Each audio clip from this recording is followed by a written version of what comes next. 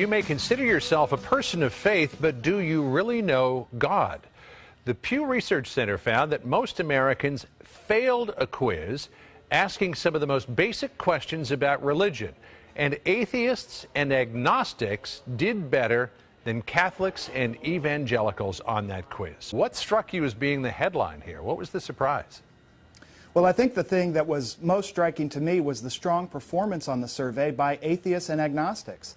Of all of the groups that we looked at, atheists and agnostics are among the top performers, along with Mormons and Jews.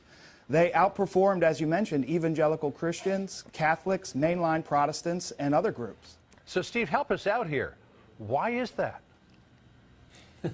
Well, atheists and agnostics spend a lot of time fighting with religious people about religion, so they have a need, in the basis of their argument, to learn something about Christianity and about Islam, etc. But I think the other side of it is really that religious people just know very little about their own traditions or the religions of others. Americans are really functionally illiterate when it comes to religion. They don't know much about their own religions, and they don't know much about the religions of other people. I mean, it really is striking, isn't it, Greg, that the a-religious know more than the religious do, particularly when you consider how religious a nation this is. We're probably the most religious nation in the industrialized world.